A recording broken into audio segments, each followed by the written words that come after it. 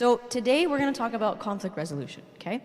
We get asked about this all the time, and this is actually one of the topics that takes you through all the stages. So at home, okay, we're kind of in the middle of a organizational restructure of our church, okay? We're in that like transition period where we're going from a small church to a big church, okay? I would actually argue that transition happened many years ago, but we're just late to the game, okay? And we're restructuring our services along a continuum, okay? So I serve the relational ministries that are the continuum of like relationship goals is the beginning of it, and then that should feed into premarital. Premarital should feed into the marriage ministry. The marriage ministry feeds into the parenting ministry, okay? Sound familiar? SMSV was the OG, just throwing it out there, okay? Whatever, okay? Loyal to a T, I'm red, okay? So I serve like that relational ministry, so we serve like all those groups, okay? I would say that conflict resolution is one of the ones that like are cross-sectional across all of them, okay? Call me when I'm fighting with my 3-year-old, bam, conflict resolution, okay? In relationship goals, conflict resolution. Premarital, she wants the expensive flowers, he doesn't, conflict resolution, okay? Marriage, conflict resolution. So this is, I'm testing it out on you guys, not actually for relationship goals, for a different service in the continuum, okay? So you guys, you gotta tell me like what we're gonna do. So this is the agenda of what we're gonna cover today, okay? Whoop, it's not switching. I was wondering why nobody was laughing at my meme. Oh, sorry, I'm switching mine. Okay, I was wondering why nobody was laughing at my meme, right? It's hilarious. I'm like, God, this is a tough crowd. Huh? There we go. That's what it is. Thank you. Mystery solved. I was like, wow, that's a really tough crowd. Okay. All right. So today, what we're going to talk about is this, okay? Why we fight, the different types of conflict, the conflict styles, how you fight wrong, and how you fight right, okay? We talked a little bit about this in the last one, okay, and yesterday, about this concept of fighting productively, okay? I don't care how often you fight, but I care what happens after you fight. Are you worse off or are you better off? Okay? So, as always, I know I've beat this to death, okay, this weekend, but we start with the baseline understanding of marriage as a path to salvation. It's not there to make you feel better about yourself. It's not there to inflate your ego. It's not there to make you happy. Nobody cares about your happiness, okay? Marriage is a path to salvation. You are yoked to somebody who, when you are empty, they help you refill, okay? When your focus is shifting, they uplift you, okay? They teach you how to empty yourself of your selfish desires, deprioritize yourself in service of another person so that you are more open to being filled by him and modeling him and loving sacrificially the way he loves sacrificially, okay? That is marriage, okay? Premise. Okay, sorry, I have 2 iPads here. Now, conflict resolution, okay? This is going to be kind of like the overarching theme around the conflict resolution. If it is possible, as much as depends on you, live peaceably with all men. I just want to deconstruct that for a second, okay, to make sure that we're all on the same page of understanding. Number 1 is if it is possible, okay? That if it is possible tells you there will be conflict. There will be. Okay? If it's possible to live peaceably, I want you to. But sometimes it's not going to be possible to live peaceably. Okay? And so for the duration of this talk, we're talking about reconciliation, not resolution. Okay? I'm not saying that your problem is going to go away. I'm not saying that you're going to come up with a solution to your problem, because maybe your problem doesn't have a solution. Okay? But we're talking about reconciliation, not resolution. And we know that conflict is inevitable. There will be no conflict. There will always be conflict, okay? The second part is as much as depends on you. This also means the conflict might not resolve. Maybe I'm amazing and I'm perfect and I'm modeling Christ and this person's crazy and the conflict's not resolved. But as much as depends on you, live peaceably with all men. What does that mean? That means that you being mad is not just your problem, it's our problem. Because there's a portion that depends on me in that situation. And the part that I own, the part that I carry, the accountability that I carry, as much as depends on me, I'm gonna live peaceably, okay? In the Beatitudes, okay, he says, blessed are the peacemakers, okay? Not the peace wanters, okay? Not the peace desirers, the peace hopers, okay? The peacemakers. The people who know that as much as depends on me, I'm going to pursue peace. As much as depends on me, as much as my role and my accountability in this lies, I'm going to pursue peace, okay? But it doesn't mean that every conflict will be resolved, okay?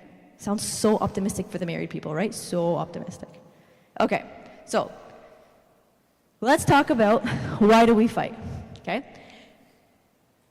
Conflict is typically a reflection or a manifestation of who we are and what we believe, and who our partners are and what they believe. That mismatch in ideas or whatever prompted the conflict is a reflection of who you are, and it's how you learn the other person. You learn what they believe in. You learn what their priorities are. You learn what their baggage is, if they've had an emotional response to something that seems like not a big deal to you. That's how you learn them. It's the path to understanding, okay? So, like, we have a whole series at home about, like, the love story between St. Peter and Christ, right? And how, like, it's probably one of my favorite series to give. It walks you through, like, the stages, and we actually take some of the relationship goal slides and we, like, model out, like, the progression of their relationship. Like, oh, Christ is, like, trying to get his attention, like, whatever, all that kind of stuff. Like, do you know what I mean? And we, like, the third talk maybe, or the fourth talk in the series is, bam, conflict between Christ and St. Peter. Get thee behind me, Satan! Okay, like, the conflict, okay? But the beauty of their conflict in their relationship is that conflict is a bid for connection. Conflict took their relationship and strengthened it and made it stronger. And look who St. Peter was to the church. I'm biased, right? Because he's my top 4, easily, okay? I love him. I love his crazy. I love everything about it, okay? But look at who he was to the church. And in that talk, one of the things we talk about is, like, look at the peak of their conflict and then look what came next. And what came next is, like, the peak of their relationship. Because conflict can be a bid for connection. It can be the path to peace, the path to understanding if we do it right.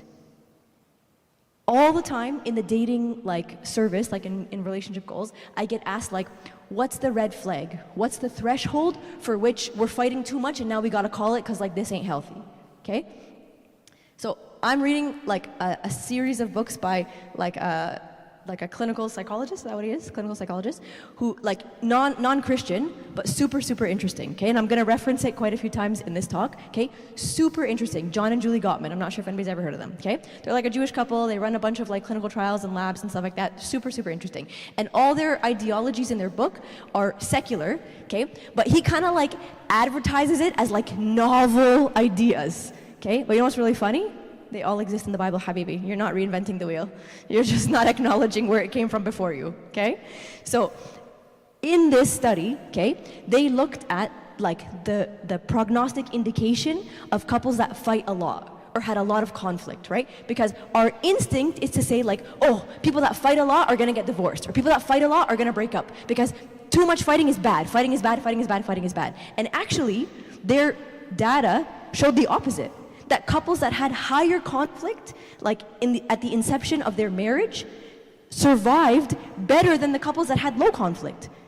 And their hypothesis as to why was that, you know, clearly the partners had, like, emotional safety. They felt secure enough to be able to, like, bring up issues, whereas the low conflict couples were associated with, like, suppressed needs and bad communication and feeling unsafe to talk about these things. And they found in their research that low conflict couples were actually much more fragile than the conflict-ridden couples, okay? So I want us to challenge this idea that conflict is bad. We have to change the connotation. It has to stop being conflict is bad, and we have to start looking at conflict as an opportunity. It's a path to understanding, a path to peace, and a path to connection, okay, if we do it right. If we are able to model Christ in the face of conflict, okay? Now, I love this one, okay? According to the book, okay, books, he's got a series of books. There's 3 ways to respond to a bid for connection, whether it's conflict or something else. You can either turn toward, okay, which is like you respond to the person. Like the classic example they give is like you're sitting here and your partner's sitting here. You're both kind of like playing on your phones, very culturally relevant, okay?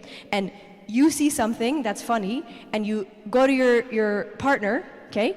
And you're like, oh, hey, look at this funny whatever, what's cool, reel, meme, TikTok, whatever, okay? Whatever's cool, okay? Look at this funny thing, okay?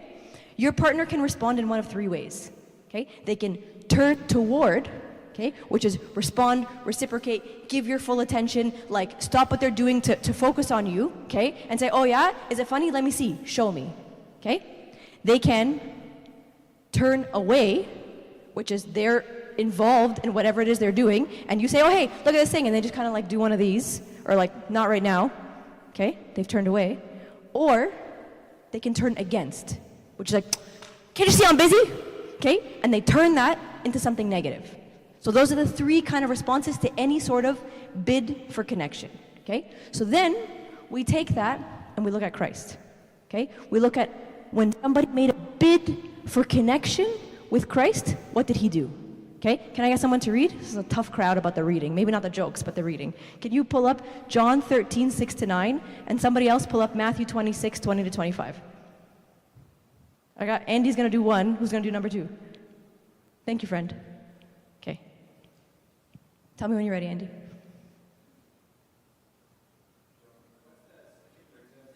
Sorry?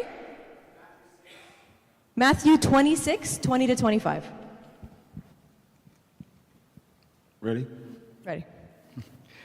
Then he came to Simon Peter, and Peter said to him, Lord, are you washing my feet? Jesus answered and said to him, what I am doing you do not understand now, but you will know after this. Peter said to him, you shall never wash my feet. Jesus answered him, if I do not wash you, you have no part with me. Simon Peter said to him, Lord, not my feet only, but also my hands and my head.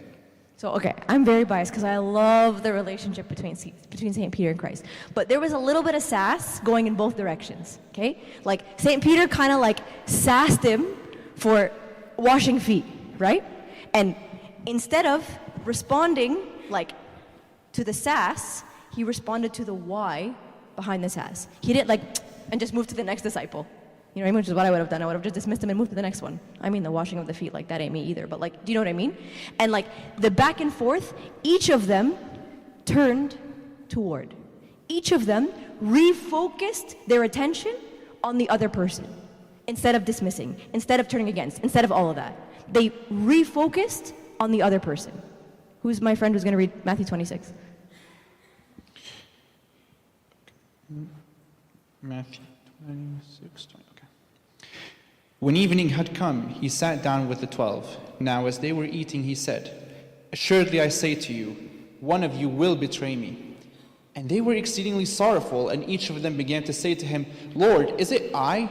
He answered and said, he who dipped his hand with me in the dish will betray me. The Son of Man indeed goes, just as it is written of him.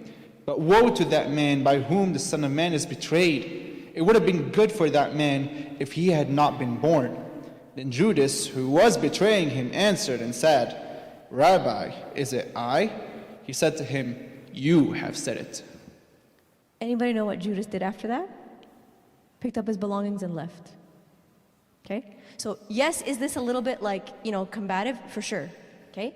But this, if we're looking at conflict as a bid for connection, okay, as an opportunity to either turn toward and hopefully not turn away and turn against, okay, Christ gave him the opportunity to say something.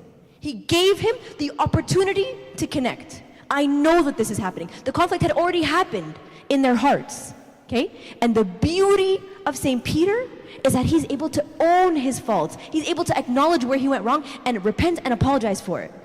What did Judas do? He turned away. He picked up his belongings in that setting, and out the door he went. He responded to the bid for connection by turning away. You know what else is really funny? What's another way of saying turning toward? When somebody comes at you with a conflict, okay, which you know now is a bid for connection, okay? And maybe their bid for connection is wrapped in barbed wire, okay? Because they're a red and they can't like do very well at delivering things nicely, okay? What's another way of saying turning toward? Turning your other cheek toward? Mr. John Gottman patenting these ideas, Habibi? They exist elsewhere. Another way of saying turning toward is responding to why somebody is doing that, responding with curiosity, responding with questions, responding with turning your face towards them and not turning away and not turning against. Not responding to what they said, but responding to why they said it.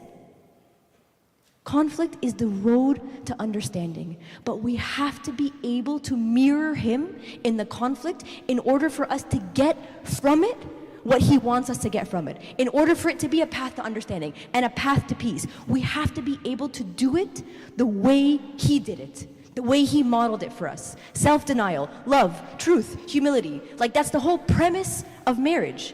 Is that you deny yourself. You deny the pride that wants to prompt the reaction that you're about to have, okay? And when you're being attacked, you respond by serve. You respond by sacrificial love. That's the whole premise for marriage as a path to salvation. Okay, this is very difficult for reds like me, okay? Very difficult, okay? When somebody comes at you, okay, with their bid for connection, wrapped in barbed wire, okay, of conflict and sass, okay? Let no corrupt word proceed out of your mouth, but what is good for necessary edification, that it may impart grace to the hearers. What do I mean by that? Okay? Anger itself is not the part that we caution against. It's not the anger, okay? Be angry and do not sin. It's not the anger. It's how you let that anger manifest itself, okay? I can sit here and I can be heated about something that's happening, but I can take that and be productive with it, or I can take that and decimate you, right? At work, okay? My staff come into my office for a variety of reasons. My door is like a revolving door at work. Sometimes I can't get stuff done because they can't get out of my office, okay? I am in a position to listen better for the ones that come. They're angry about something, but they haven't let that anger manifest as disrespect, as opposed to the ones that come in and they're spitting fire. I have to like work myself down to be able to hear the why behind the what. So the anger itself that can motivate to action, motivate productively, is not what we fear. It's how you let that anger manifest itself. So in marriage, okay, we talk about, it's like a very like creepy looking picture, okay? We talk about the 4 horsemen of marriage, okay? And if you let these 4 horsemen into your marriage, and Mamalakis talks about it all the time, okay? You're walking a dangerous path, okay? Contempt, criticism, defensiveness, stonewalling, okay? Especially if you let that into your speech. I'm gonna argue that this is a principle that is not specific to marriage. This is everywhere, okay? If I talk to my staff with contempt or criticism or defensiveness or stonewalling, I've wrecked our relationship. First of all, I cannot talk to my staff with contempt. HR will get on me, okay? Defensiveness means that I haven't heard what they're saying. If I'm being defensive about my position, that makes them feel like they're not heard. When we talk about relationship goals, okay, and you come to me and you say, hey, you know what, like, I don't really agree with this part that you said. I think we need to, like, change it up, whatever. If I get defensive, okay, I'm not hearing how we're gonna make this better. I'm not hearing how we're gonna make this more culturally relevant. I'm not hearing how we're gonna try and evolve this to meet the changing needs if I'm defensive. If I'm critical, okay, I put the other person on the defense. And then the worst of the 4 horsemen is stonewalling. When you don't even want to try anymore. When they're sassing you and their bid for connection is wrapped in barbed wire and you don't care enough to respond. That's almost like rock bottom, okay? The right manifestation of anger is curiosity, okay? So like, what was it? 2 or 3 days ago, like 2 or 3 days before I came, okay? For anybody who's heard me already, I talk about my husband a lot. My husband's the best. He's like up here. The bar's super high, okay? But my husband, one of the learning curves for us was like, he's like mellow yellow, okay? Like, is he excited? We don't know. Is he mad? We don't know. He sounds the same no matter what, okay? And I'm like the opposite. I'm like highs and lows, talk with your hands, like lots of drama, and everything that I do, I'm like an emotional roller coaster, okay? And so, like, for me, who's like red, yellow, you know, we learned each other, okay? And so even though to somebody on the outside, it sounds like Rami's just like barely speaking above a whisper, because I know who he is, I can respond to like the very slight fluctuations in his tone of voice, very slight. You'll miss it, you won't even know it's there, okay? Very slight, because I'm like hyper aware of it, okay? And there was like 2 or 3 days ago, my husband feels very strongly about like laundry. Like he doesn't feel strongly about most things, okay? But like he doesn't like this idea that laundry gets put out from the basket. It has to be folded in a drawer. Like who cares? Just piles are fine. No, he feels very strongly about it. That's fine, no problem. Like he's still worth it, I promise, okay? So there was something that happened the other day. We came back from vacation, whatever, something about the laundry, and the laundry's like a sore spot for him, okay? And he, slight fluctuation in the tone of voice. And you see me, Millie, Toby, Maddie, everybody did like an about face to see like, oh, what just happened? Like daddy's about to lose his bananas. It doesn't sound like losing bananas. You wouldn't even know, you would have missed it, okay? But we know daddy, okay? He's about to lose his bananas, okay? If I respond with defensiveness, okay? Are you saying that I'm not doing enough for the laundry? What's that gonna do? That's gonna ignite. But the right manifestation of my anger, okay, and I carry a lot of guilt about like the house kind of stuff because I work a lot. Like my job is too much. Don't get me started on the mom guilt and the priorities and all that stuff, okay? The right manifestation is curiosity. Like what's going on? There is something here that ignited something in him. The right manifestation of anger, even though I'm bristling, okay, is seek to understand. The path to understanding. So we have to kind of change the connotations of conflict and anger as being bad and avoid, and reframe them as a path forward. Okay. So let's talk about the types of conflict, okay? The people that are married are really gonna get stressed about this. This is very stressful. And when I read this, I was also very stressed, okay? There's a lot of like psychological research about conflict and conflict resolution, all that kind of stuff, okay? There are 2 categories of conflict. There's solvable and perpetual, okay? Solvable is there's like a logistical problem where a solution exists. The logistical problem is that Rami keeps the wipe containers open and they dry out. Kill me, okay? The solution is that we close them. That's it. Problem solved. Check mark. Successful marriage, okay? A perpetual problem is something that is a reflection of core differences. So differences in temperaments, in values, in beliefs, priorities, upbringing. It's a core difference that will likely always be there. It's perpetual, okay? I'll give you an example. I was grown up in a very different environment than my husband. My husband's family's like, you know, like they're like super lovey and like hippy dippy and everybody talks about everything and love, all that kind of stuff. We were like, uber conservative, like happy birthday, shake the hand. Like we were very like, you know what I mean? So like when I was growing up, okay, when I was a kid, if somebody hits you at school, okay, the first question I get from my parents is, did you hit them back and did you hit them back harder? Because if you don't, you're weak. Figure it out, okay? Rami's upbringing is, if somebody hits you, you love them. Turn the other cheek. Love, okay? So Millie's like maybe 2 or something in daycare. My eldest is 2 in daycare, okay? And it's the first time she's been hit by a kid, okay? And Millie was like our first, and like we had stars in our eyes for Millie. She was like the moon and the stars and the whatever. We had a difficult journey of pregnancy, don't get me started, okay? And she came after like lots of loss and lots of heartache and all that kind of stuff. So she was like everything, okay? So she comes home and they're giving us an incident report, okay? That some little punk, okay, bit my daughter, okay? Fight him and his mom, okay? And my first reaction is, Millie, what did you do? What'd you do? And she's like, what? Did you bite him back? Did you hit him? Take off your shoes. Just take him down. Take him right down, okay? And Rami's looking at me like, who are you even, okay? And Rami's like, no, we don't hit. I'm like, what do you mean? She's gonna get destroyed. And Millie, like, relative to the growth curve in her cohort, like, she's like a full 2 heads shorter than everybody else. All my kids are premature. They're not even on the growth curve. What is the growth curve? They don't even know what that is, okay? She's gonna get destroyed. And he's just like, no, there is no circumstance where it's okay to hit. I'm like, yes, there is self-defense. What do you mean? Okay? And that is a reflection of a core difference. Okay? When Toby gets hit, resurfaces because it's perpetual.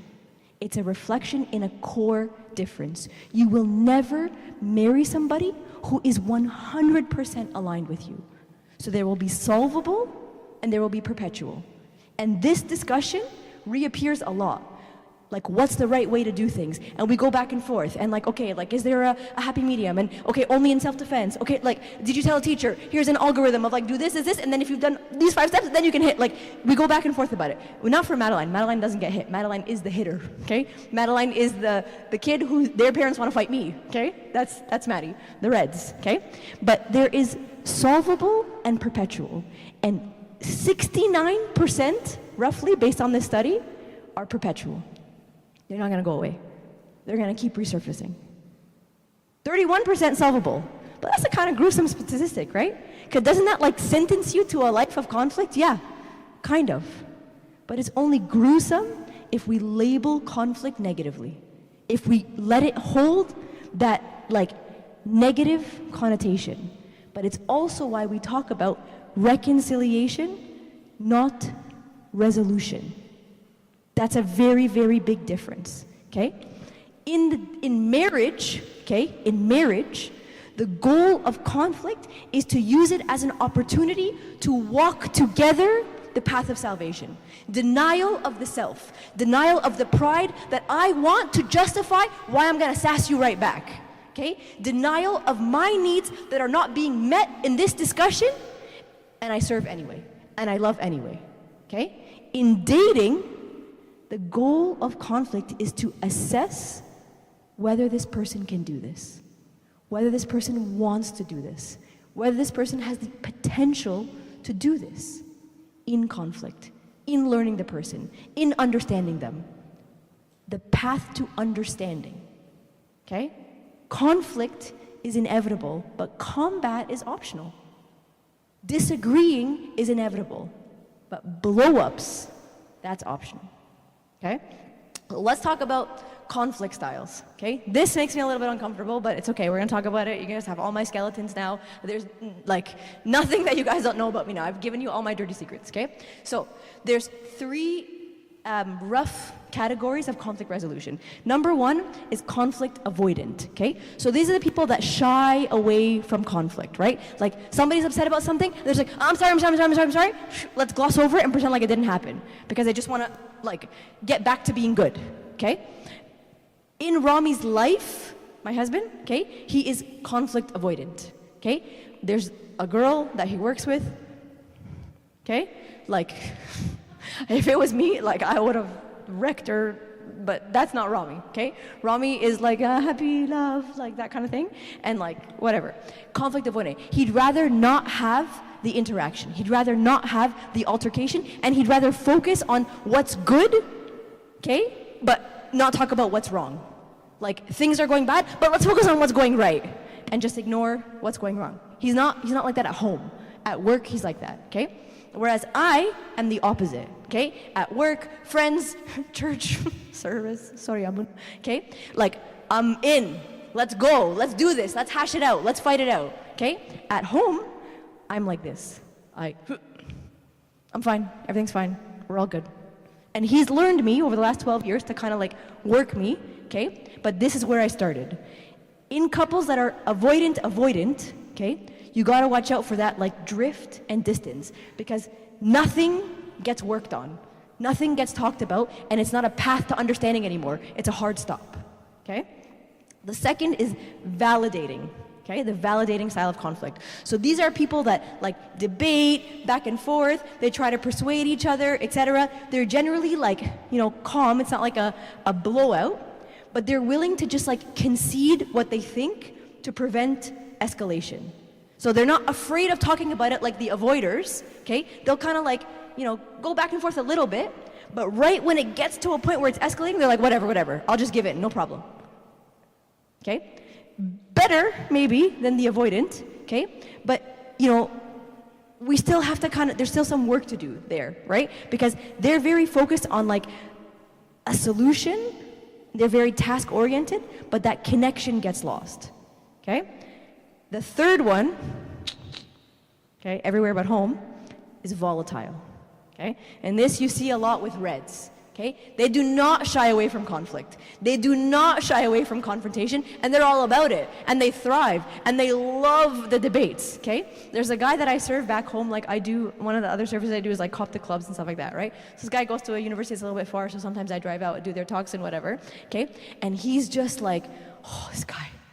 Like, he's tough, man. And when he gets into like a debate, he's like shouting and like yelling and like, what? How can you possibly think that? You must be stupid if that's your actual opinion. Like, he's rough, man. I actually stopped referring to him as his name and I call him RF, Refiner's Fire, because the people around you get refined by your fire. You're a spiritual discipline for all of us, okay?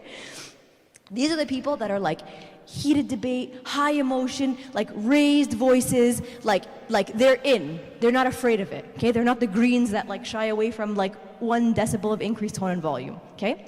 When the couple is volatile, okay, like 1 and 1, okay, their debates get very heated, okay? And sometimes they can like throw a joke in there to de-escalate, okay? But the problem is, like when it's at its peak, okay, sometimes it spirals into contempt, like criticism, and it gets ugly, okay?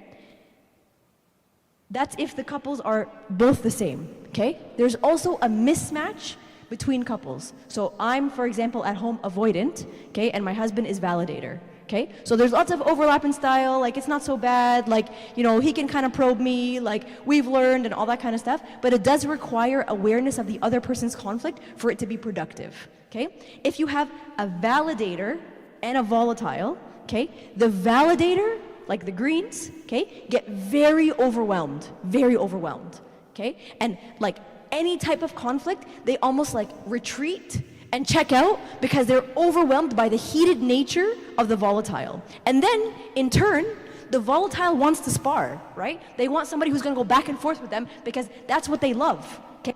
And they get frustrated that this validator has now checked out because they're deterred by the escalation, okay? And then they probe them and they like poke the bear to try to get a rise out of them to like resurface the discussion, okay? And then the validator feels criticized. So it's like a vicious circle between the validator and the volatile, okay? In this type of setting, we talk about making sure that you appreciate the other person's emotion to bring the temperature down, okay? And pause, focus on how people are feeling before you focus on the solution to bring the temperature down, okay? And the last combination is volatile and avoidant. Oh man, this one is bad. Okay. This one is tough. You really gotta there's a lot of work to be done with this one, okay? Where the volatile, this person is like checked out, they're gone, okay? They're like racing away from the conflict, and the volatile is chasing them, okay?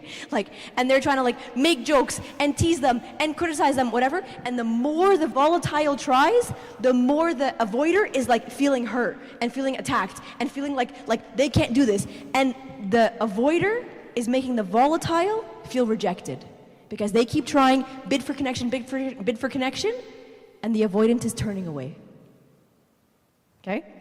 So, in this combination, we tell couples, dating or married or engaged or whatever, okay, the volatile has to bring the temperature down, and the avoidant, who's often a green, needs to stay because their reaction is to run. But, in marriage, maybe that flies. When you have kids, you don't get the luxury of walking away when your kid comes to you with a situation. So, a few like red flags and things about like fights that we talk about. So number one is escalation. So in a conflict, okay, there's a point at which it goes from a conversation to a conflict. That's the point of escalation, okay? That's the point that validators and avoiders are petrified of. That's the volatiles, no problem. Let's escalate right from the get-go. But the avoiders and the validators are afraid of this point. And it's the point at which a conversation steps up in temperature. Like, it was a joke, and now somebody's upset, okay? The 4 horsemen we talked about, okay? At all costs, you need to avoid letting the 4 horsemen into whatever relationship. Dating, engaged, married, friendship, professional. The 4 horsemen only do harm. Never good. There is never a role for stonewalling or contempt or criticism or defensiveness, okay? Not listening, okay? And usually that happens when people get their guard up, okay? Emotional flooding. So I just want to talk about this one for a second, okay? What is emotional flooding, okay? It is like fight or flight, okay? It's like a fight or flight reaction where you're like, your nervous system is like hijacked, okay? Happens at different speeds in a conflict. So for a green, it's gonna happen way earlier than for a red. A red's threshold for emotional flooding is way higher than a green because a red is not deterred by conflict, but a green, wow, like biggest source of stress. But at the point of emotional flooding, everybody reacts the same, which is like they're just overwhelmed with what's happening and they need to just check out. They need to take a step back. If all of your conflicts look like this, we have a problem and we have some work to do. Because that is not a path to peace or a path to understanding. Okay? Okay. Repair attempts. So this is really interesting, okay? In this book, this like secular book that I'm loving that has all these copyrighted ideas that are all in the Bible, so maybe not so copyrighted, okay? There's something that they call repair attempts. And this is like a prognostic indicator of the success of a marriage. So in their studies, okay, many studies, they followed couples for years, okay? Like from dating, engagement, right through their marriage, divorce, whatever, and they followed multiple, like thousands of couples for years, okay? And what they were trying to do was they were trying to draw like cause and effect relationships between indicators that are present in each of these couples, okay? And one of the indicators for success that they observed in their studies is something called a repair attempt, okay? So in a conflict, remember we talked about turning toward? In a conflict, okay, if 2 couples are having at it, okay, and they're like having a fight, a repair attempt is like an olive branch, okay? So depending on the couple, depending on the people, it can look a variety of different ways. It can be like, so I'll tell you my husband's repair attempt. Wow, we're full disclosure here today, okay? If we're going at it and we're upset about something, okay, my husband will stop whatever he's doing. Okay, usually it's the dishes. He'll stop whatever he's doing and he'll turn to me and he'll put his hands out like this and grab both of my hands. That's his repair attempt, okay? And when we were dating, I'm not a touchy person, right? So I'm like, smack it away, okay? I don't like touching, I don't even know you, bro. Like, do you know what I mean? But that's, like, now I've learned him, okay? That's his repair attempt, okay? But also because Rami's, like, his love language is physical touch, okay? Like, it can look in a variety of different ways. For some people, it's a joke, okay? The conversation is escalating, and they'll throw in a joke to kind of bring the temperature down. Repair attempt, okay? They'll turn towards the other person. Repair attempt, okay? They'll use their words like, can we start over? Like, can we take a pause? Hold on, I said that wrong. Can I take that back? Repair attempt. It's an olive branch, okay? It's an attempt to refocus on the path to understanding and like redirect from the path to escalation. And in like the successful couples that had happy and fulfilling marriages, this was like the common observation across. And in the couples in their study who ended up in divorce, one of the cause and effect relationships that they noted was the absence of repair attempts, okay? The last observation, which also I found was interesting, was a ratio. So they call this the golden rule, the 5-to-1 ratio, okay? In a conflict, okay, there has to be, not has to, like this is just based according to the research, so take it with a grain of salt, okay? A ratio of 5 positive interactions to one negative. Okay? So think about your conflicts with people that you've dated, or your spouses, or your siblings, or your parents, whatever it is. Okay? If there are like 5 repair attempts to one sassy comment, okay, you're doing good. If there's 5 sass, okay, 1 repair attempt. So based on their statistical data, they found that the magic ratio was 5 to 1. And like the premise behind that is you fill the cup with positive, okay? And the negative has a pool of positive to fall back on. As opposed to, if the bucket is just empty, when the negative happens, there's nothing to fall back on. There's nothing to counteract the narrative that you're now telling yourself about this negativity, right? Like, take my husband as an example, okay? He's the best, okay? When Rami had his like slight fluctuation, okay, to the laundry situation, okay, there was like a little bit of sass there, okay? Like, I'm saying sass, but like you guys don't know him. You would never know it's sass. To you, it feels like, wow, God bless you, I'm praying for you. Like, that's what it sounds like to you, okay? But we know him. Like, Bola's laughing because he knows Rami. Like, Rami will, like, we had a situation, again, last year with Toby, whatever, and on one hand, I can count how many times I've heard Rami get annoyed with somebody. 4. I've been married for 12 years. 4 times, okay? 4, total, okay? One of them was last year, okay? And Rami comes off the conversation, and he's like, and I was on the conversation as well, because it was something to do with Toby and like one of the people that was helping him or whatever, and I'm on the conversation as well. And Rami's coming off hot, and he's telling his brother about it. He's like, I told him off! Like, I was so mad! You know what I'm saying? I don't agree with you, but I'm so sorry. God bless you. I'm praying for you. Like, we're wired very different, okay? Very, very different. Oh, sorry, I lost where I am. Sorry, okay?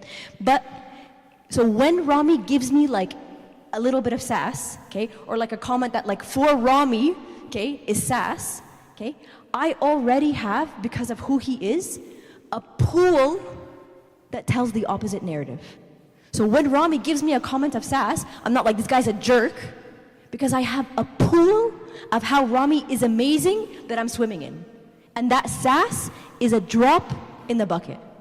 It dissolves immediately, because I already fall back on the pool.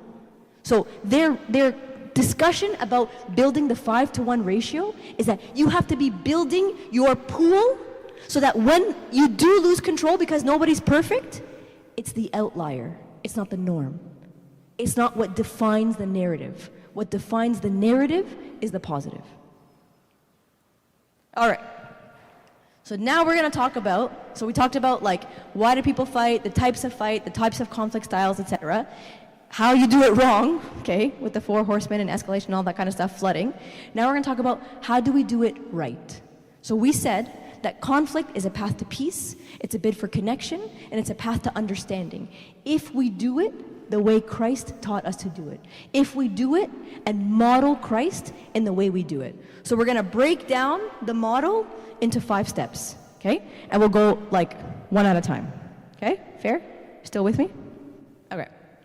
So, step number 1, we are going to turn toward. When somebody comes to you with their bid for connection, wrapped in barbed wire, okay, we're going to turn toward. This concept applies in so many different ways, and there's so many different ways that we can say it. Okay? When we were talking about temperaments, we talk about respond to the why, not the what. That's turn toward. Okay? We talk about the Bible, turn the other cheek. Yeah, turn this so that your face is facing the person. Turn toward, not against. Okay? When we talk about your anger, okay, your response to anger should not be the 4 horsemen. It should be curiosity. You know what the manifestation of curiosity is? Turning toward. Asking more questions. Refocusing on the person. Seeking to understand. Okay? 97% of the time, the way a conflict starts is how it ends. So if a conflict starts with like turning against, that's usually how it ends. And you have to go back and like play damage control. So the importance of the start of the conflict dictates its level of success. You start it with an attack, with harshness, with words that burn and that slap, That's probably the reaction you're going to elicit out of the other person, and that's probably how it's going to end. But if you open up a conflict with curiosity and seeking to understand what just happened, that is a determinant of success. And in marriage as a path to salvation, that is a perfect example of denial of the self. Perfect example. A perfect example of how marriage refines you and edifies you and teaches you how to take your response and what you want to do and what's therapeutic for you and what's going to make you feel better in the heat of the moment and deprioritize that in service of the other person. That's the perfect example. When they come at you, wrapped in barbed wire, you turn toward and not away or against. Let's talk about the Samaritan woman, okay? I love this example, okay? So, John 4, okay, Samaritan woman came to the well to draw water, and Jesus said to her, "Give me a drink." Okay, disciples had gone away, etc., and she says to him, sass, okay, wrapped in barbed wire, but still a bit for connection, okay, bless you. "How is it that you, being a Jew, ask a drink from me, a Samaritan woman? For Jews have no dealings with Samaritans." Jesus answered and said to her, "If you knew the gift of God and who it is who says to you, 'Give me a drink,' you would have asked him and he would have given you living water." The first time I read this as a kid, I was like, wow, it's kind of rude. Like, how is it that you, being a Jew, ask a drink of me, a Samaritan woman? It's kind of rude. And like, I'm hot-headed as a person, okay? And like, my response would have been like, forget you and your water and your well. We'll find my own well that has better water than yours. You don't know what you're missing, lady. But that's not how he responded. He responded in a way that piqued her interest, piqued her curiosity. And look what happens at the end of the story. They go back and forth, and he's responding by turning toward, by refocusing on her, by looking at her, by wanting to understand why she's feeling, asking her questions, and seeking to like connect with her. And her response, the woman said to him, "Sir, give me this water that I may not thirst, nor come here to draw." And how did the Samaritan woman end? First person to preach the gospel. Why? Because in the conflict, he turned toward. He took that barbed wire and he responded with curiosity, not with condemnation, dismissal, defensiveness, criticism. He responded with curiosity. Okay? So somebody comes at you with barbed wire, how do you respond? Okay? What does that look like? We talked about this in the last one, the baggage and breakups, okay? The first thing you do is look inwards, okay? Somebody's coming at you, okay? And you look inwards. What did I do? Where did I go wrong? This is how I'm feeling. This is my perspective. You do not point the finger at the other person when they're coming in hot. Maybe they're wrong. Maybe they're crazy, okay? Maybe you're 100% justified. But in pointing the finger, are you turning away or against or turning toward? Right? The classic conflict resolution talks, classic, okay, is you use I statements. It's not that you fell short, okay? It's that I feel like my needs are not being met. It's not that you are bad and you're mean and you're a jerk and you're an idiot and you didn't do the laundry and. It's that I feel stressed that the laundry's not being done. I feel stressed that the kids don't have uniform for school tomorrow. That's literally our actual last conflict. Like, you're getting real-time data here, okay? The other thing that we generally advise people to stay away from is always or never, okay? Because now you've reduced this person, you've sentenced them to perpetual failure, okay? Rami, you always leave the wipes containers open. He does, okay? But if I say that, I've sentenced him to failure and I've dismissed his efforts to try and the times that he did get it right, because I'm only focusing on like the times he got it wrong. Part of turning toward is not making sure that your response is wrapped in barbed wire. And listen, okay? I know that my husband is a saint. Everybody who knows my husband knows who he is, and that Rami is goals, okay? You know what? You know why we named it relationship goals? Because it's Rami. Rami is relationship goals, okay? That's who it is, okay? His uncanny ability to throw out a repair attempt is wild. It's wild. I could be losing my bananas, okay? And it is awkward and socially unacceptable for him to like repair attempt. And he will just pause whatever's happening. There was one time where we were fighting as we were driving. The guy pulled the car over, okay? Puts his hands out. It is remarkable how he's able to, it's remarkable. But that is part of turning toward, is the repair attempt. And repair attempts are cross-sectional across all 5 steps of conflict resolution. They can come in at any step, okay? But we talked about the importance of starting a conflict off right, not letting it cross that point of escalation.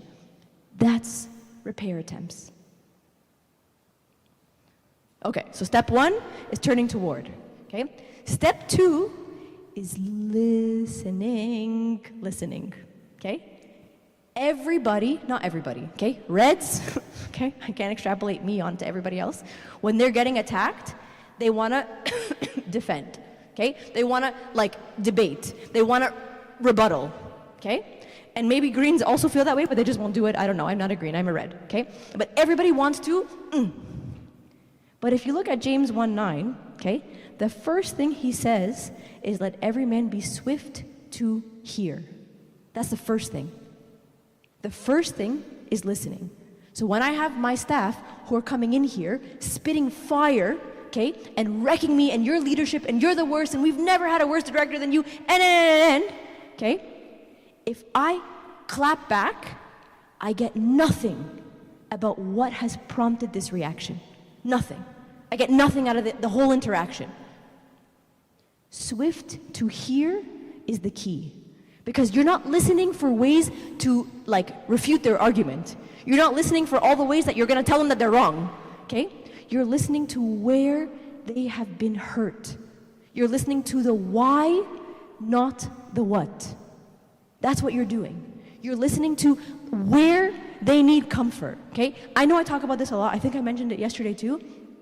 Like one of the most powerful things I learned was about this concept of the comfort that I have received and offering the comfort to others with the comfort that I have received, right? So Pentecost, the festival of the first fruits, the harvest of the first fruits, right? And so like it just so happened that like Pentecost happened on that like festival weekend, okay? And that's why there was all these people from different countries speaking different languages in that same place at the same time, okay? And the disciples are stressed. Okay, they're mad, they're scared, they're angry because for the 100th time it seems, okay, Christ has left them again, and they feel purposeless. They're scared. They don't know what to do. What are the next steps? Like, what are we without you? We're nothing without you. Okay, and then He sends the Holy Spirit down upon them, which is the comfort that they have received. They needed that comfort in that moment, and what's the first thing they do? They step out of that room, and they offer the first fruits of the comfort that they received to the people out there. The first fruits. And so when you're listening for emotion and hurt, you're not listening for all the ways that they're wrong. You're listening for where I can offer the comfort that I have received. Where I can be to them what Christ is to me. Healer, restore. That's what you're listening for. That's the part that brings the temperature down. Is where can I offer the comfort that I have received, okay? Again, we talked about this example in the earlier talk, okay, with the baggage and breakups, but Elijah, okay? Elijah, drama fest, okay? Drama, I love it, okay? Drama fest. If it were me, okay, I'm a harsh person, okay? I just made you the voice of God's power and magnitude over people. Through me, you just accomplished much, okay? And now you're being dramatic. Lord, take my life, okay? But what does God do? Comfort. He listens to the hurt. He listens to why Elijah is tormented, why Elijah is hurt, why Elijah is scared. He's not responding to what Elijah is saying. He's responding to why Elijah is reacting that way. Okay? It happens all over the Bible. The Samaritan woman, Christ is listening to why she's hurt about the 5 husbands and not what she's saying. Okay? Lazarus' death, when they told him, this wouldn't have happened if you had been here. Like, where are you? Like, if you were here, he wouldn't have died. You could have prevented this if you were here, if you were more around, if you were close by. He's not responding to the what. He's responding to why. Why is she saying that? She's grieving. She's hurting. She just lost her brother. She doesn't know what I'm about to do. And he's listening for the hurt and the comfort that we can offer, the comfort that we received. So you're looking for the hurt and you're looking past the accusation. So, sorry. So what was step number 1? Where are we at? Turning toward, okay? Step number 2, listening for the hurt, okay? Step number 3, this is a tough one, Reds, okay? Confessing your part, okay? Now, sorry, I just want to go back to something for a second, okay? If you notice in the trajectory, okay, confessing your part comes before speaking the truth in love. Confessing your part comes before you clap back about, well, yeah, you know, maybe I did this wrong, but you hurt me, right? If you look, step 3 comes before step 4, okay? This is not an accident, friends. This is not an accident. Sorry, I need to flip faster, okay? This goes back to the idea that all conflict is our problem, okay? If Rami's upset about something, it's not Rami's problem to deal with that. It's my problem. It's our problem. We own it, right? As much as depends on you, live peaceably with all men. There is your accountability and how your partner feels. That is our problem, not your problem. And in a vast majority of conflict, I'd like to say all conflict, but, you know, slippery slope, I guess, there is shared responsibility. There is something that everybody could have done better, could have done differently. And we said the same thing in the breakups talk, okay? It is exceedingly rare that a breakup is shouldered by only one individual, and the other person is 100% blameless. It's the same in conflict. It is exceedingly rare that the blame is shouldered by one individual, and the other person is completely blameless. And so part of conflict resolution is being able to own your part. Acknowledge the part that you played in the escalation. Own the fact that you are flawed. You could have done things better. And you know what? Like, I'm sorry that I reacted this way. I'm sorry that, like, I made you feel this way without realizing. Acknowledge what part you had to play. Because 99.9999999% of the time, you had a part to play. And one of the, like, positive side effects of being able to do that is that it brings down the walls of the person who started the conflict and opens up this conflict back to a path to understanding. Because part of the reason why escalation continues to happen is because the other person doesn't feel heard. They don't feel acknowledged. They don't feel like you're understanding their perspective. You're understanding why they're hurt. The worst thing that you can do in a conflict is dismiss it. There's somebody that I fight with all the time. He's a friend. I want to kill him. He's almost not going to be a friend, okay? And I always tell him, I hate fighting with you. You want to know why? Because he's dismissive. Even when he apologizes, it's, well, I'm sorry that you took it that way. I'm like, what the, okay? Sorry that you're an idiot, okay? Like, it drives me crazy because what it does is it makes the other person feel not heard. But the second that you're able to turn toward, okay, listen for why they're hurt and acknowledge what you might have done, like unintentionally, to play a role in that, they feel heard. They feel seen. They feel like you understand them. And that defensiveness goes right out the window. that like escalation goes right out the window. And it brings them from here down to here. And it brings the temperature from here all the way down to here. We talked about this earlier. Peacemakers, not desirers, okay? Not peace, hope for the besters, okay? People who go out and pursue peace. And part of that pursuit of peace is owning what part you had to play in the absence of peace.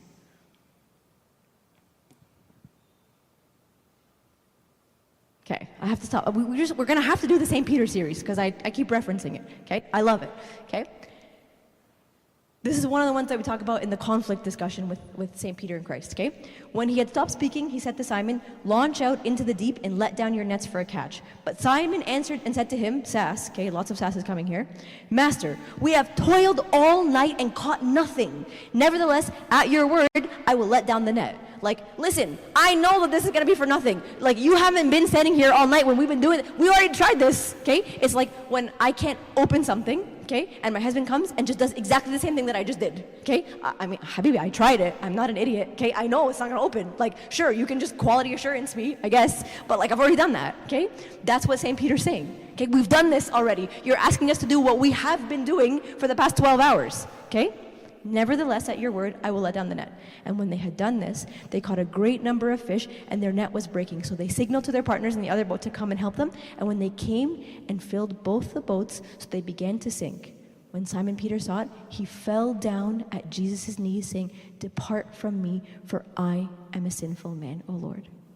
The beauty of St. Peter, okay? He's hot-headed, conflict-ridden, okay? Him and St. Paul, woo! There was sparks there, okay?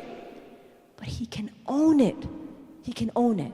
Look what happened after Cornelius, okay? These guys are fighting about Gentiles, Jews, blah, blah, blah. What's the right thing to do, okay? As soon as he can, like, look inward and see the part that he had to play, he will apologize for it. There is no pride there. There is only eye on the prize. And you know what? I was wrong about the path to the prize, but we're still eye on the prize. Okay? We talk about the same thing when it comes to service. Okay? When servants are disagreeing about what's the right thing to do. Eye on the prize. Okay? It's not personal. The path might look different, okay? And we can disagree on the path. But eye on the prize. If you can acknowledge your faults, it accomplishes much in the relationship. It accomplishes much in the conflict resolution. Okay? So, turn toward, listen for hurt, okay? Confess your part. Number 4, speaking the truth in love. Nowhere in conflict resolution do we talk about taking your needs and just, you don't get to say anything, okay? This person slammed you and like crucified you and were disrespectful and they blah, blah, blah, and we don't talk about that. We just pretend like it didn't happen. That is not a path to understanding, and that is not a path to peace. Because you think that you're just going to gloss it over, but it's going to resurface. It's going to become baggage that shows up in multiple different areas. So there is a point where you get to talk about your side and how you're feeling and your needs and the hurt that you have sustained. But in the path to salvation, it's prioritizing the other person first. It doesn't mean that we don't get there. Okay, we get there because it is in everybody's best interest for us to circle back and get there.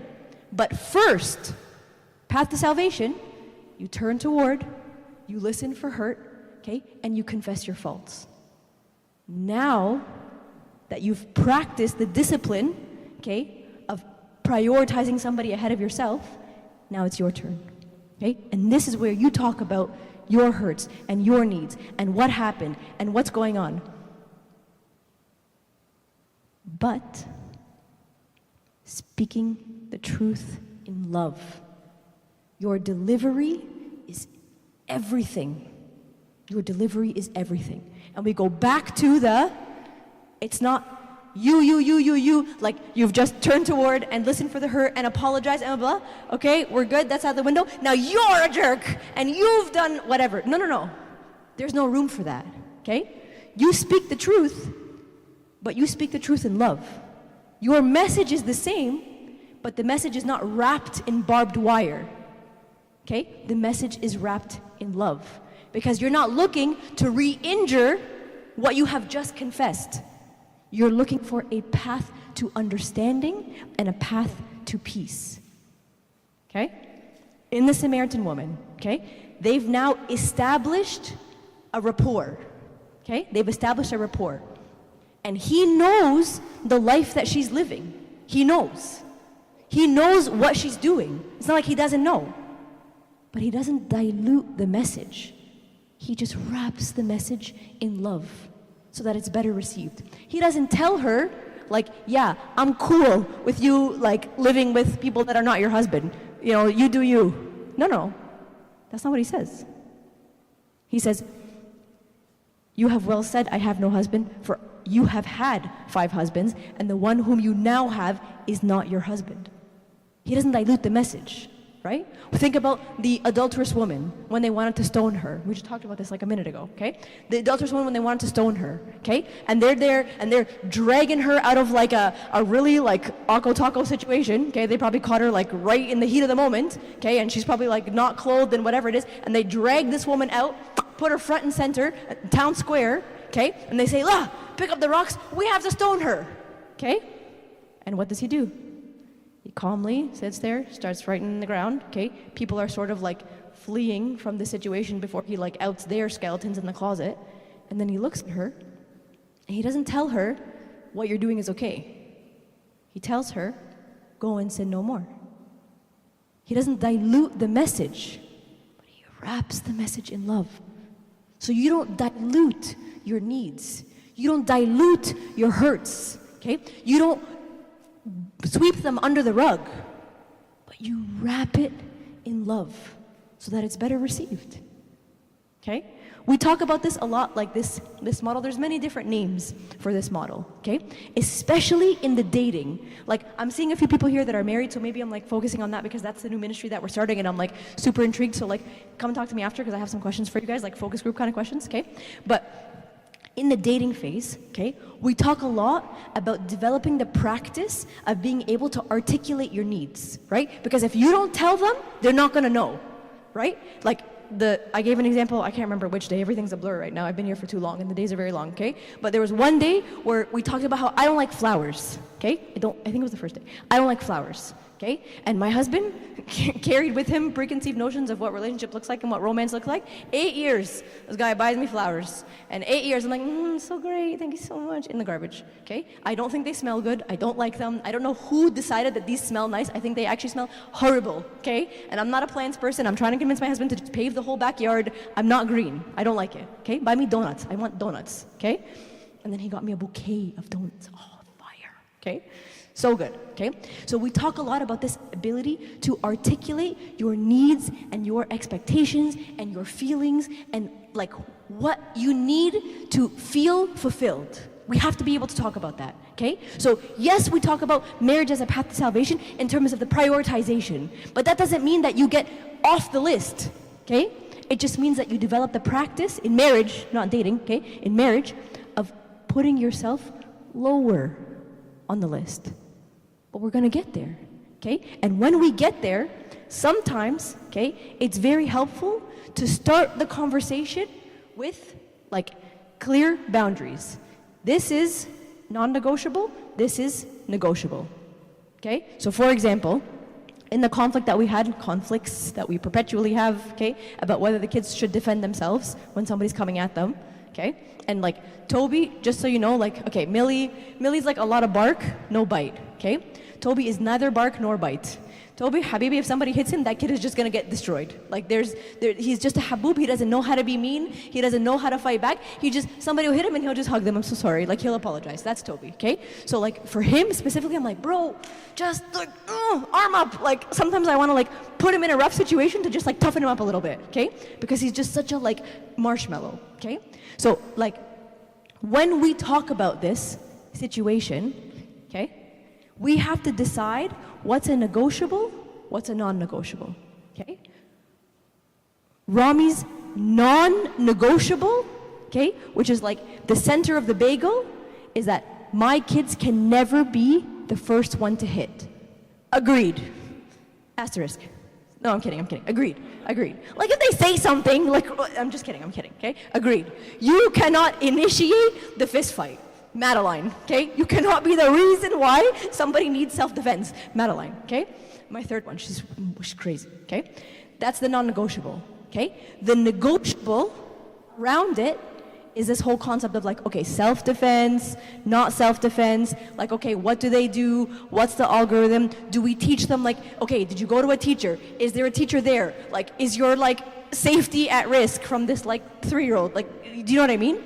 That's the part where there is discussion.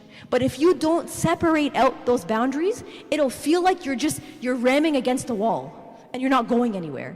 Right? But if you know that this is the part that you don't think that you can give on, let's start here and work our way into the middle. Make sense? Okay. Step 5. Okay? So we said, turn toward, listen for the hurt. I'm trying to remember myself. Listen for the hurt. Okay? Confess your part. Speak your truth in love. Okay? And step 5, reconciliation, not necessarily resolution.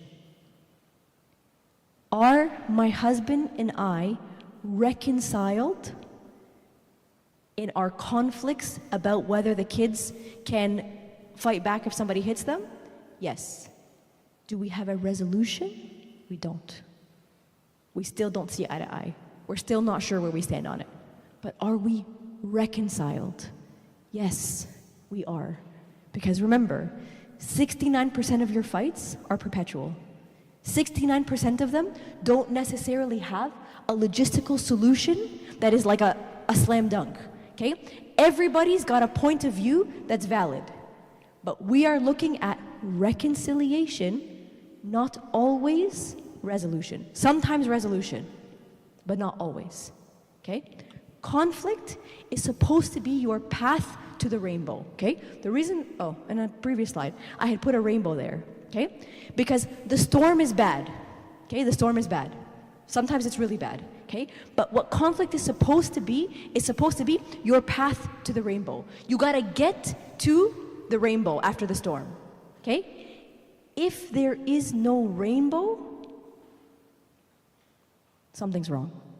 So in dating, okay, when you're assessing this person as your partner on the path to salvation, you gotta assess, are there rainbows in this relationship?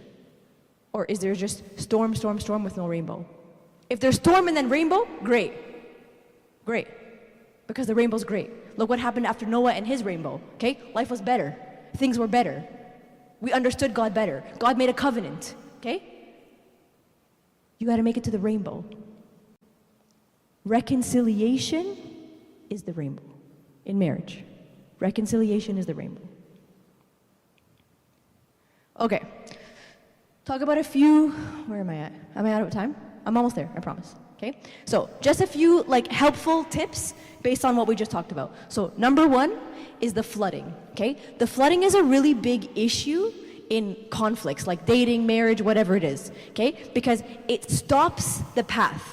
So if conflict is a bid for connection and a path to peace and understanding, it takes you off the path. You just you're on the path here and then you just walk away from it because you're overwhelmed and you're flooded, okay? So how do we fight the flooding? The first thing to do is identify that is happening, okay? You're getting overwhelmed, your heart's racing, you're starting to sweat, you're clenching your teeth, your head is spinning, you can't formulate a clear thought, okay? Identify that it's happening, okay?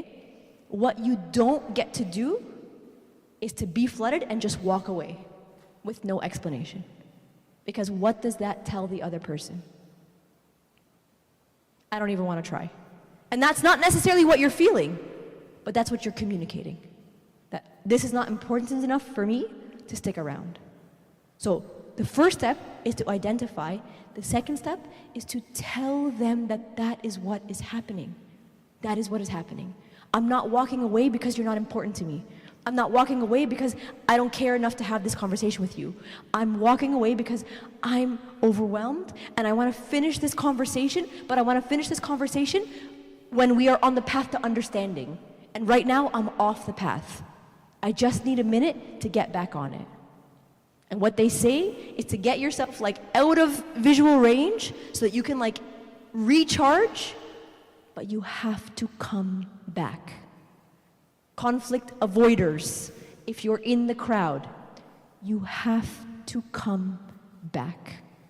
Okay? So the classic example that we get in our marriage ministry is it okay to go to bed upset?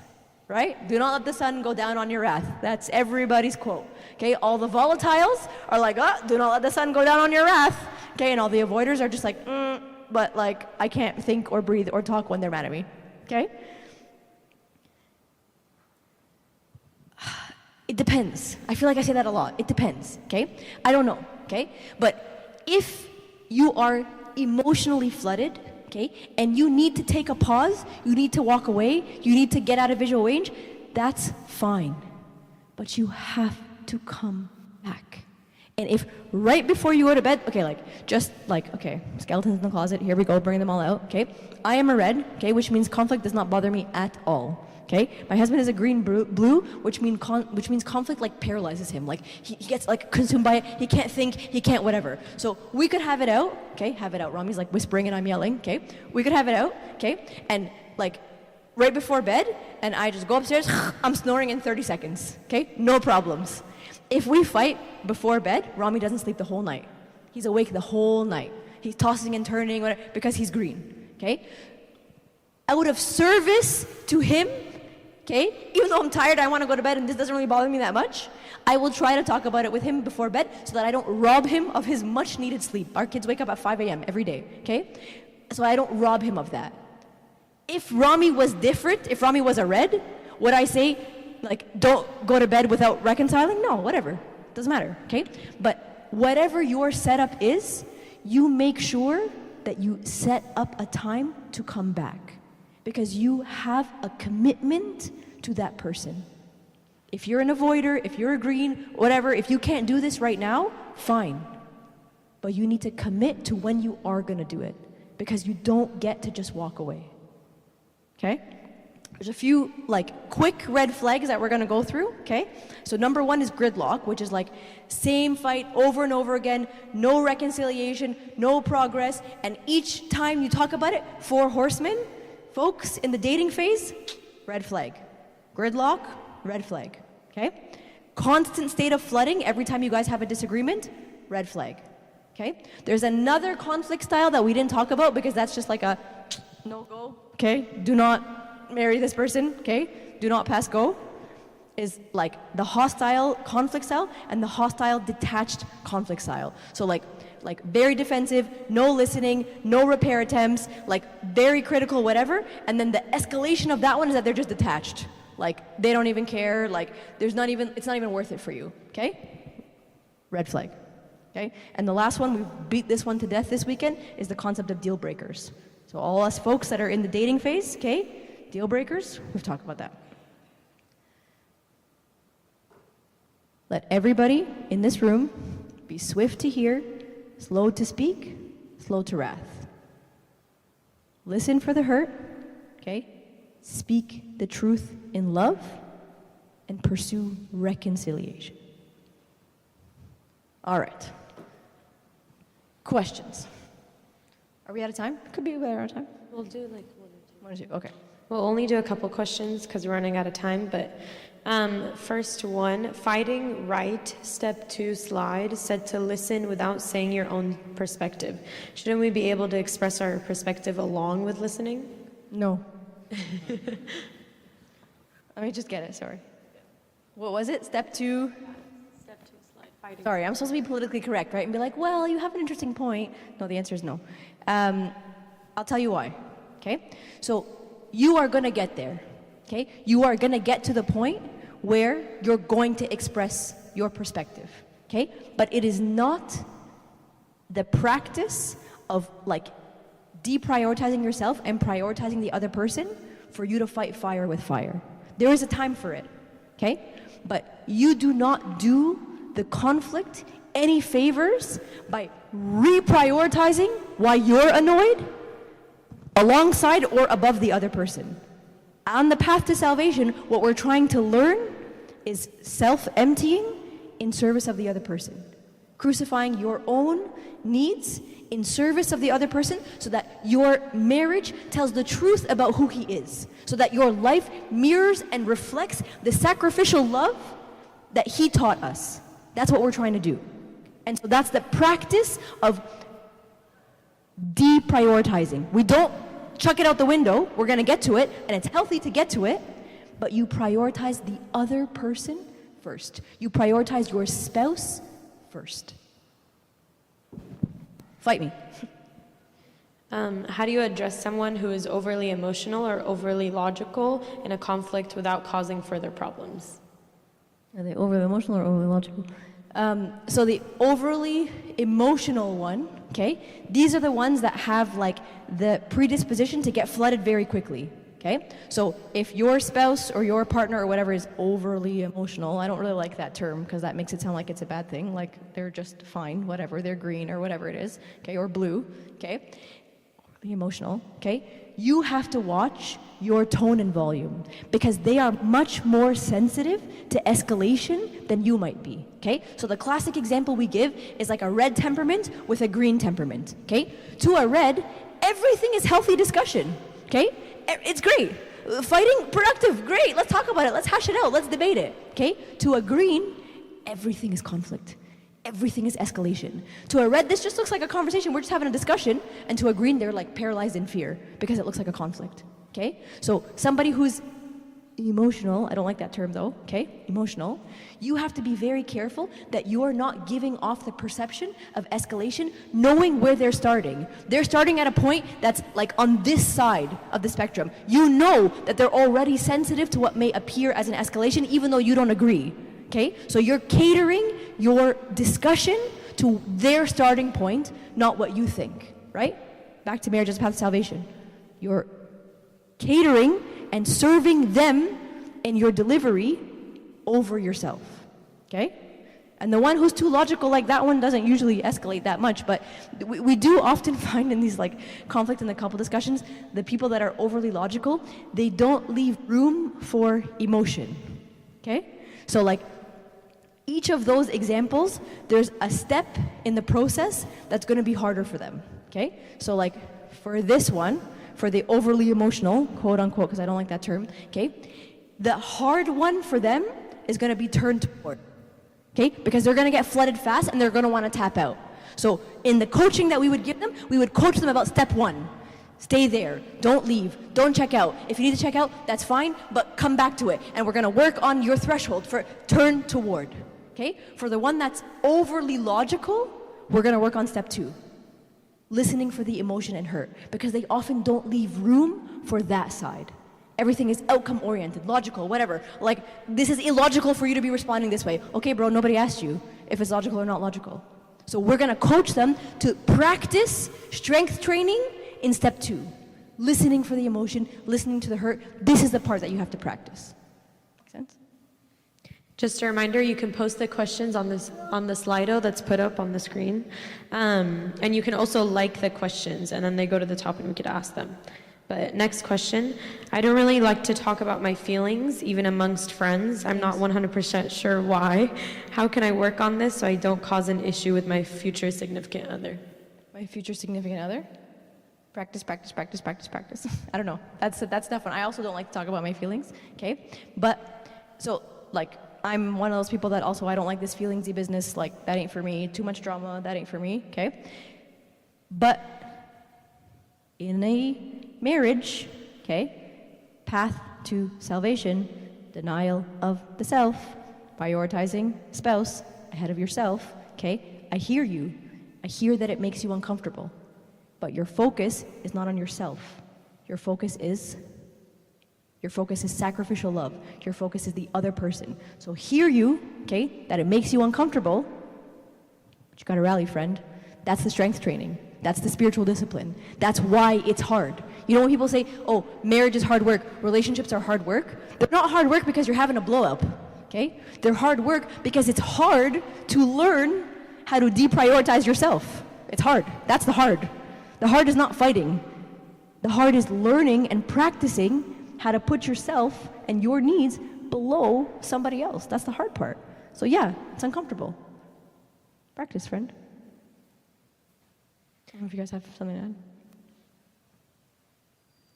How do we know if a recurring fight is a deal breaker if it is only diagnosed during the relationship and that it means to part ways with the other person? Sorry, say it one more time. How do we know if a recurring fight is a deal breaker if it's only diagnosed during the relationship and that it means to part ways with the other person? Okay, I think I understand the first part of the question, which is how do you know if a recurring fight is a deal breaker? I don't fully understand the second part of the situation. Like, so. should it cause to part ways with the other person? Oh, like when do you call it? Yeah. Because the fight keeps recurring, okay? So, like I said, I'm not worried about the volume of fights. I'm worried about what happens after the fight, okay? Are you on more stable ground or less stable ground? Do you have better insight and understanding of this person? Or are you like lost in the sauce? You have no idea what's going on here, okay? That's the litmus test for what's a deal breaker. If you're fighting productively, if you're fighting like to the point that it's a path to peace and reconciliation. No reconciliation, red flag, okay? No insight, no understanding, red flag, okay? I would say for me, those are the two red flags. Reconciliation and understanding. If your conflicts don't result in one of those two things, not resolution necessarily, reconciliation. No reconciliation, no understanding, that's a red flag.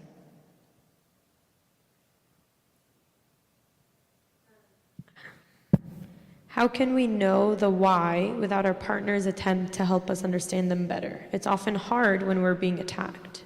Totally agree. It's hard, friends. And this is why they say that relationships are hard. Totally agree, 100%. But that's why we talk about step 2, is that you're listening for emotion and hurt.